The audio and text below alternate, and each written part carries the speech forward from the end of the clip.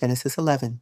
Now the whole world had one language and a common form of speech, and as people journeyed eastward, they found a plain in the land of Shinar and settled there. And they said to one another, "Come, let us make bricks and bake them thoroughly." So they used brick instead of stone and tar instead of mortar.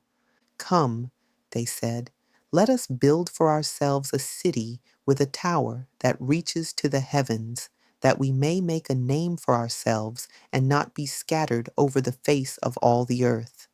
Then the Lord came down to see the city and the tower that the sons of men were building.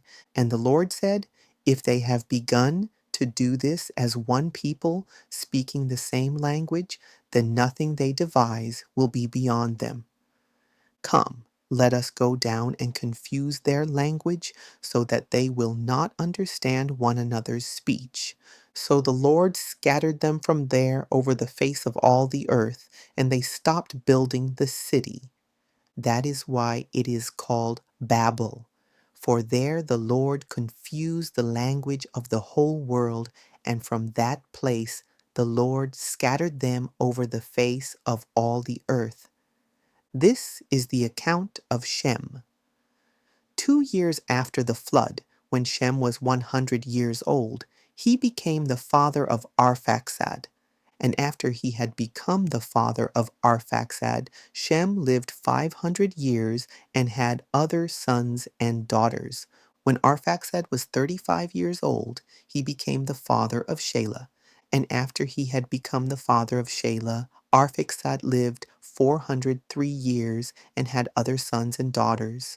When Shelah was 30 years old, he became the father of Eber. And after he had become the father of Eber, Shelah lived 403 years and had other sons and daughters. When Eber was 34 years old, he became the father of Peleg.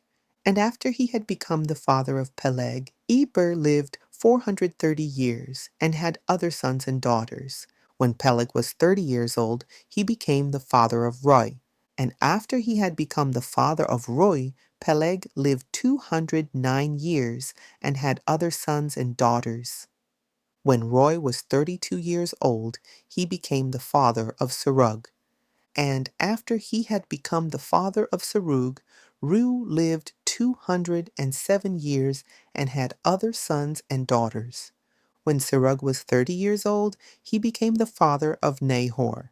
And after he had become the father of Nahor, Serug lived 200 years and had other sons and daughters. When Nahor was 29 years old, he became the father of Terah. And after he had become the father of Terah, Nahor lived 119 years and had other sons and daughters. When Terah was 70 years old, he became the father of Abram, Nahor, and Haran. This is the account of Terah. Terah became the father of Abram, Nahor, and Haran. And Haran became the father of Lot. During his father Terah's lifetime, Haran died in his native land, in Ur of the Chaldeans, and Abram and Nahor took wives for themselves. Abram's wife was named Sarai, and Nahor's wife was named Milcah. She was the daughter of Haran, who was the father of both Milcah and Iscah. But Sarai was barren, she had no children, and Terah took his son Abram, his grandson Lot, son of Haran, and his daughter-in-law Sarai, the wife of Abram. And they set out from Ur of the Chaldeans for the land of Canaan. But when they arrived in Haran, they settled there. Terah lived 205 years, and he died in Haran.